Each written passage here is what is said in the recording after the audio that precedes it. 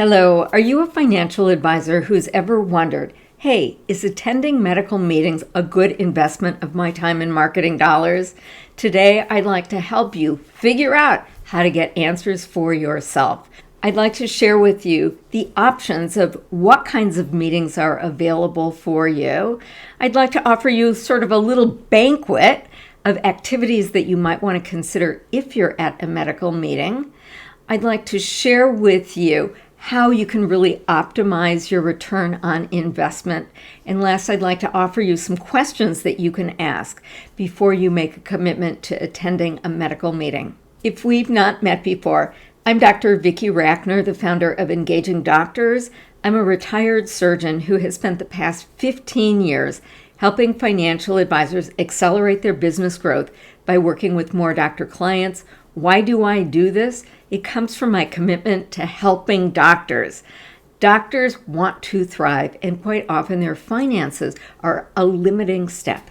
I know that if I provide you with great information about how to build business relationships with doctors, that means that the next 10 or 20 or 50 doctor clients that you help will be in a better position to thrive. So let's dive right in. Why might you be interested in attending a medical meeting? Well, there are some great business arguments. The first is that doctors are very busy. Even if a doctor really wants to meet with you, if their case goes longer than expected or somebody comes into the emergency room, they might wind up rescheduling with you. And sometimes you have to reschedule 2 or 3 times before you can finally meet with a doctor. When you are at a medical meeting, the doctors have signed out their practice. They are there to learn. You have an opportunity to engage with hundreds of doctors over the course of several days. Think about how challenging it would be to have conversations with hundreds of doctors if you're just trying to meet with them one-on-one. Next, oftentimes medical meetings also function as family vacations. For example, I am a surgeon. I am a fellow of the American College of Surgeons. There's about 75,000 members. Every year, there's a national meeting of the American College of Surgeons. About 10,000 surgeons attend. I'm also a member of the Washington State chapter of the American College of Surgeons. This is always held at a great resort where there's a great golf course. So it's a family vacation. Now, at this kind of event, you have an opportunity of engaging with the doctor's partner while the doctor is off at the scientific session. And all doctor families are interested in basic topics, like how do you raise financially literate children who are not entitled or spoiled? You could potentially even offer something for the kids. And then at the smaller meetings, for example, I'm also a member of an organization called Seattle Surgical. They have a meeting once a year. This provides opportunities for you to volunteer within the organization and really make a difference and network with the kinds of doctors that could go on to become your clients. So if you use the medical meeting correctly, this is actually a great way to leverage your time and marketing dollars, but it has to be done correctly. So let me offer you a vision of what is possible at medical meetings. Let's take, say, a big national medical meeting. These can be huge meetings. The biggest meeting is a meeting of dentists in New York City. 50,000 dentists attend. They rent out the entire Jarvis Center and they fill it. So you potentially could be at a meeting like that. And if so, your home base is your booth. So let me offer you some ideas about how you can optimize the booth space. First of all, the exhibition hall for these huge national meetings are huge. So doctors are walking through, seeing what different people have to offer. Your goal is to create a booth. So if doctors are walking by, they'll look up and they'll see something that catches their eye, and that gives you an opportunity to get the attention of a doctor. So you can put a banner above your booth with a message that you know engages doctors, like, "Doctor, are you paying too much in taxes? Doctor, would you like to move up retirement by 5 to 10 years?"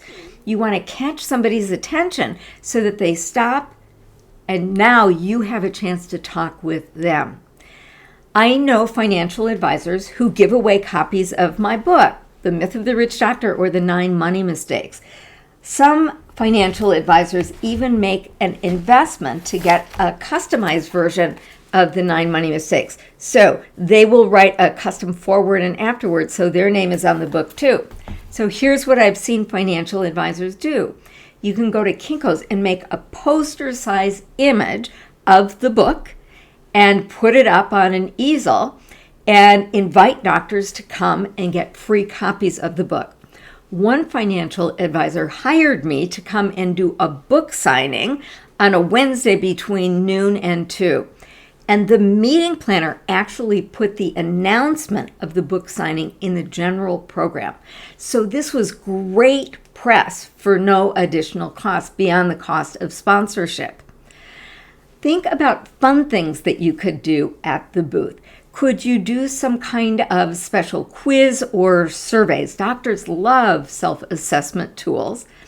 And ideally, this is the kind of thing where they would take the survey, you would capture their email address, and now you have a reason to reach out to them.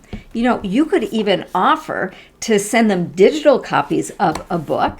So now you've got a way of finding out who they are and how you can take that next step with them. I know that some financial advisors just do fun things. They have little games or gimmicks or toys. You can decide whether that aligns with your brand. All right, so that's the booth. Now, at the big meetings, the doctors will be in scientific sessions. So there's going to be floods of time when doctors come and go through the exhibition hall.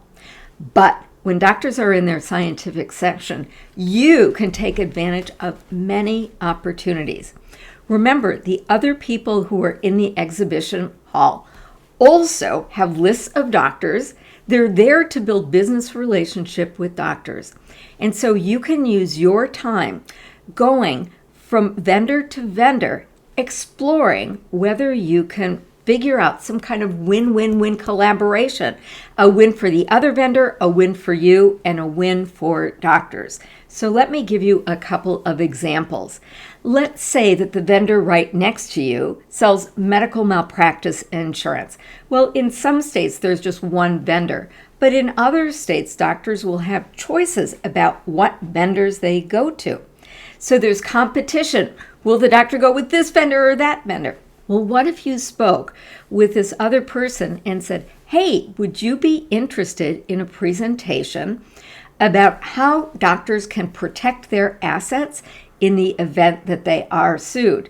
And you know, doctors are not very sophisticated about this. They think that things like putting their house in their wives' names will protect them. Now, if they say yes to that, that means that your name, your webinar, your invitation goes in front of their entire list. Now, the med-mal carrier is offering something of unique value. So this is a win for everyone. Let's say the vendor on the other side of you does outsource medical billing. So in other words, doctors in private practice see patients, then they send bills to the insurance companies. Well, these outsourced billers are the people who take the information, bill the insurance companies, and follow up. And this can make a huge difference. Insurance companies reject about 30% of the claims. And a lot of busy doctor practices never follow up on these rejected claims. When I had my own private practice, my CPA said, "This is good news. You need a tax break. You can just write off these losses." But that's not a smart business move. All right, so the outsourced billers have the value promise, "Doctor, we help you put more money in your pocket." Well, let's say that you're a tax strategist. You can talk about how to keep more of that money.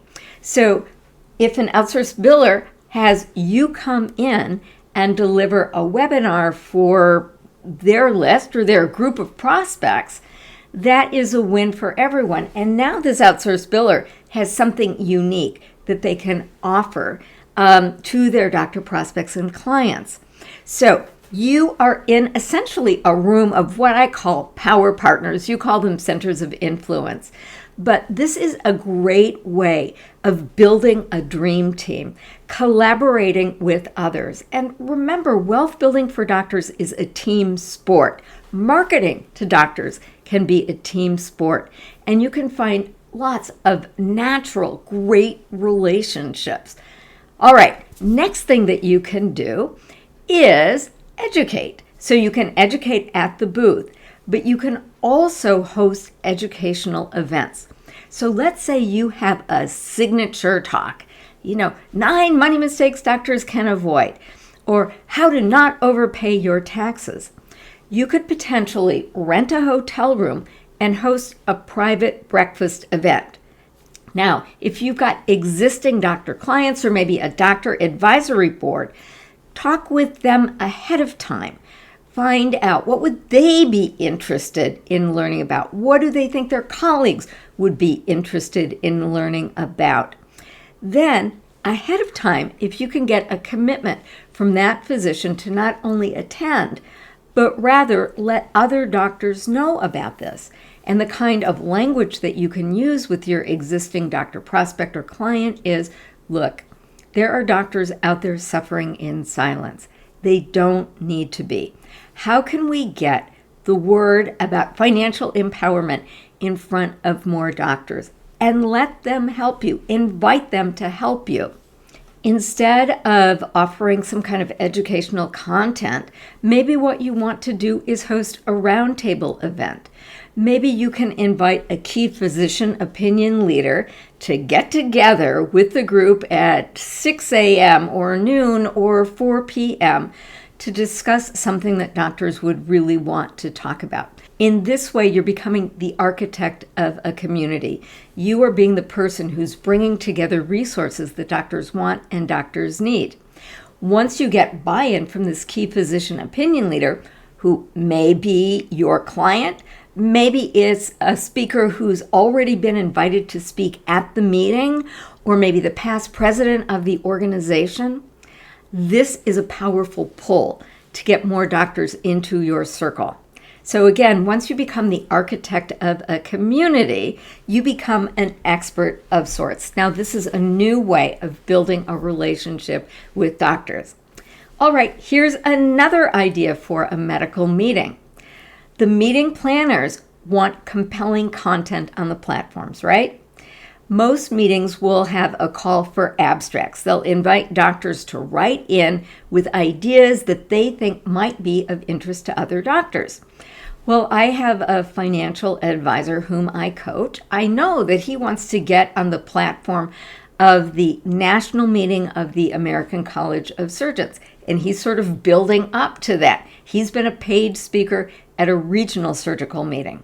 So we decided that we jointly were going to submit an abstract about how doctors can avoid distracted doctoring by getting their finances in order. So this is one of those summer meetings that will be held at a resort. We haven't found out whether we are accepted yet. But please understand that if you look at medical meetings, there may well be financial kinds of topics on the meeting agenda.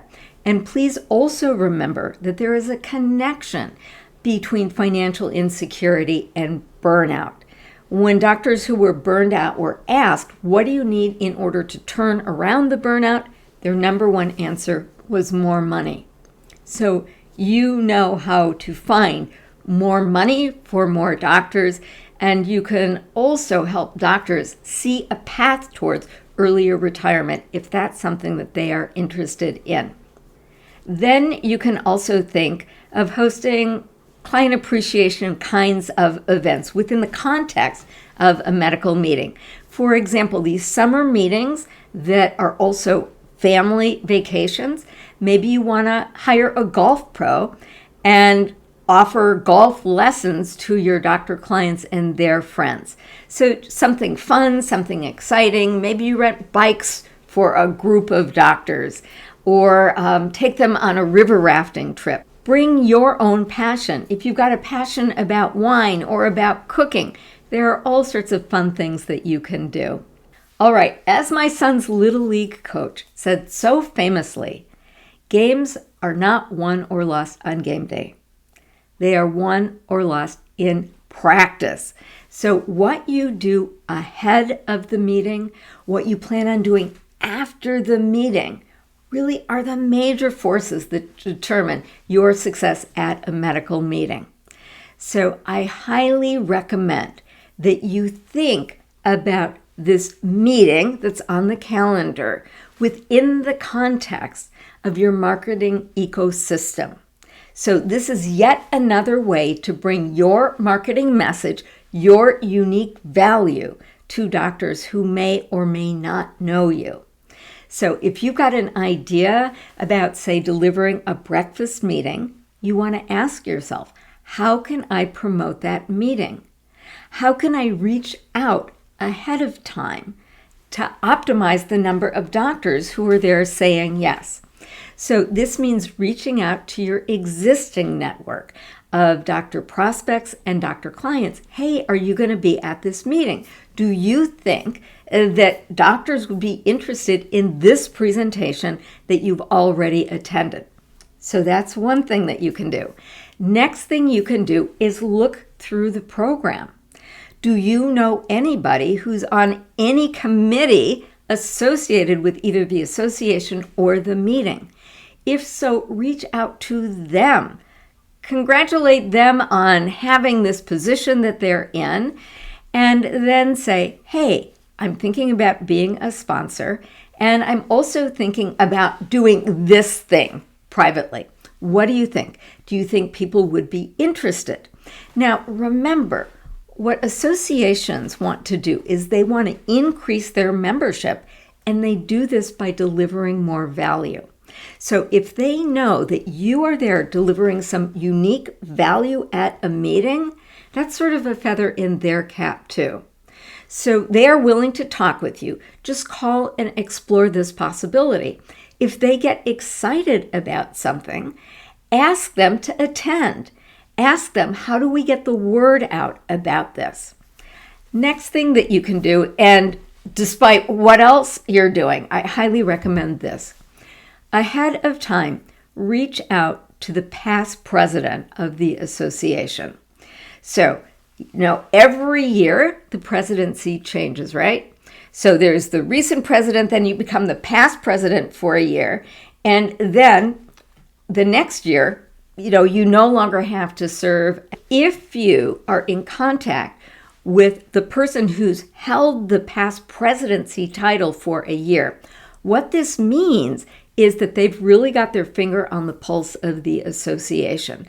They know what's going on. They know what works for the association. And I would recommend that you reach out to them, deliver a compliment. Wow, I really admire how you've done this for the association, or how you're promoting health in our community by doing this. Maybe send them a little gift, one of your books, and say, listen, can I take you out for coffee at the meeting? I just really like to learn what kinds of topics are being discussed right now, and how might I be able to contribute to the organization? Okay? If it's a smaller meeting, like my version of Seattle Surgical, which is just, within the city, you can speak with the executive director ahead of time, maybe make an appointment to sit down and meet with him or her, and let them know about your commitment to serving the doctors in the community, and maybe be in a volunteer position so that they know that you're serious about really helping doctors. Now, this doesn't work on a national level or even regional level, but on a local level, this is a very, very powerful thing. Then you can also look at the list of speakers, and you can do a similar thing.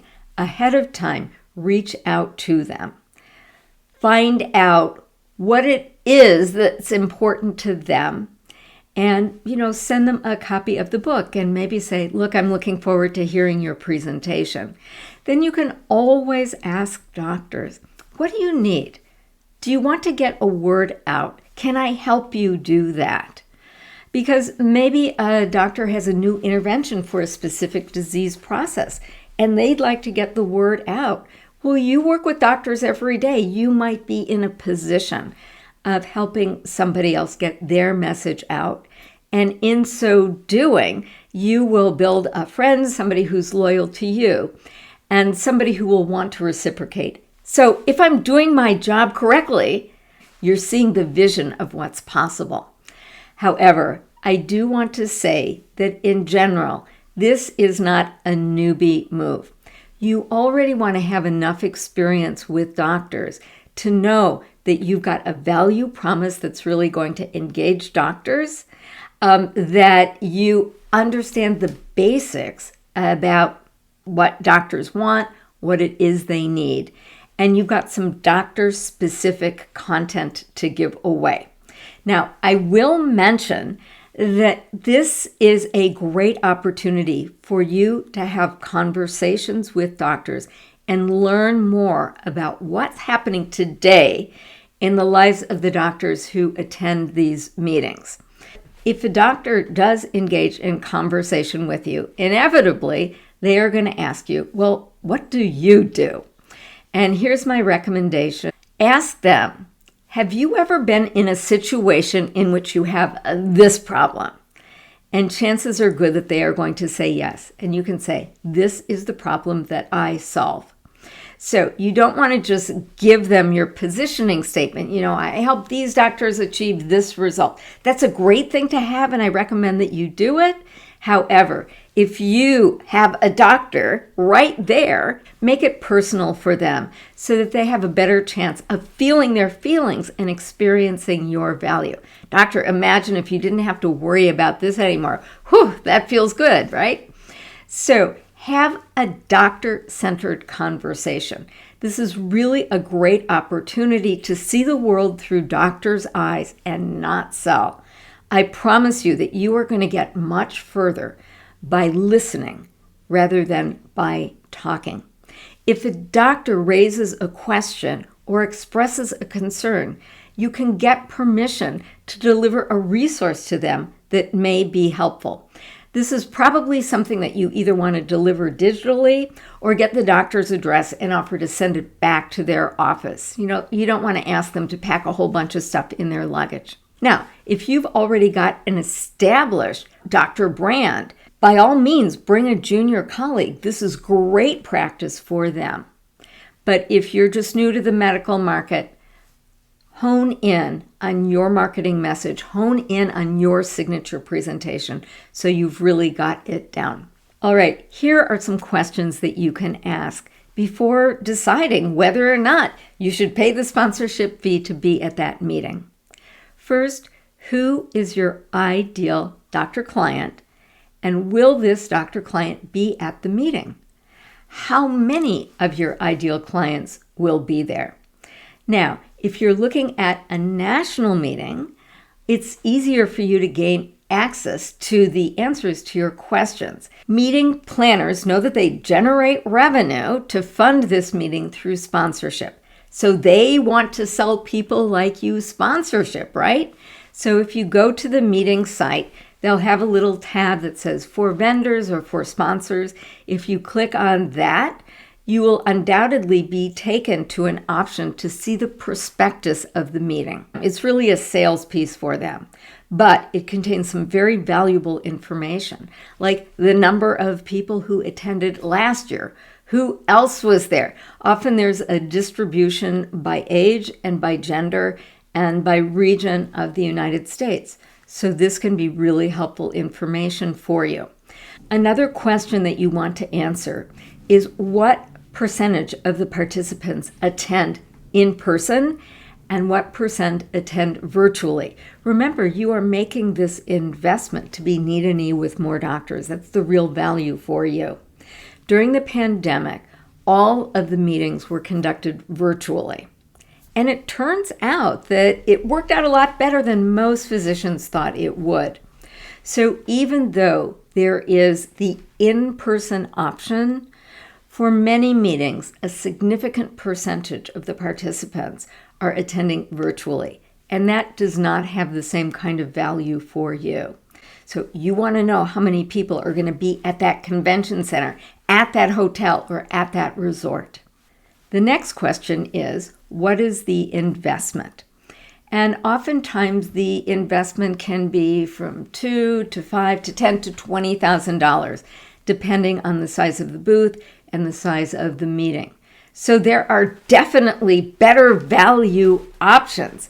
So you can just get a list of association meetings. You can find out from your doctor clients where they go, and then you can just compare.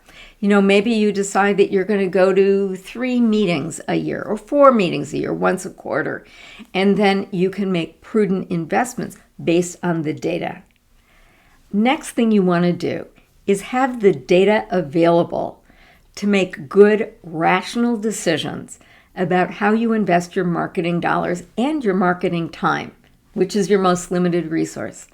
So I encourage you to figure out what the lifetime value of a single physician client is.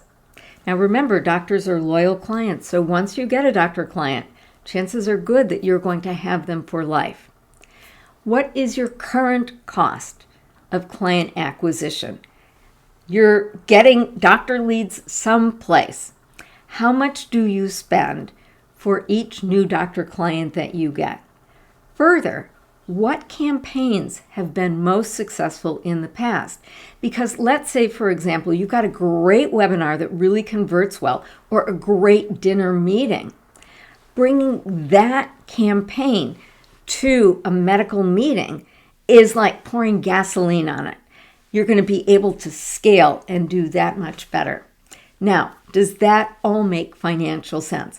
I know that when we see a big dollar amount, $10,000 to be a vendor, that just doesn't make any sense. I invite you to just take a deep breath and run the numbers. This is a math problem. You also want to take a look at any experience that you've had in the past and see what kinds of results you actually got. What did you invest? What kind of return have you seen on that investment? So at least you'll have some historic data.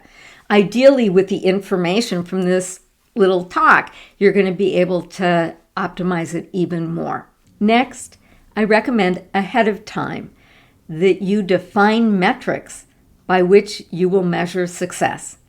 Now, the truth is that you might meet a doctor at a medical meeting, and that doctor might not become your client for a year, even 2 years.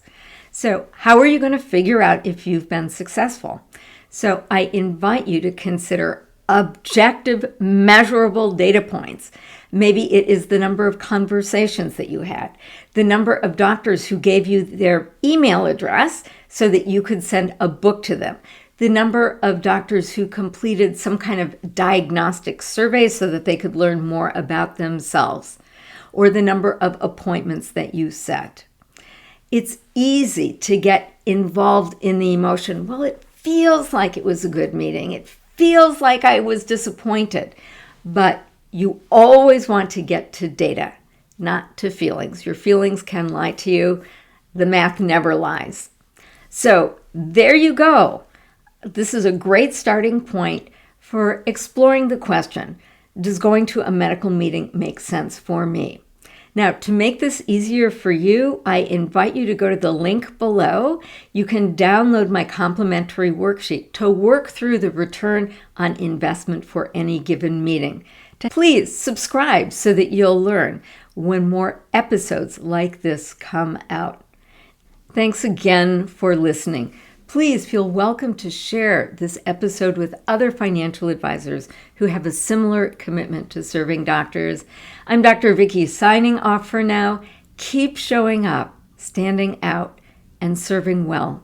You are appreciated.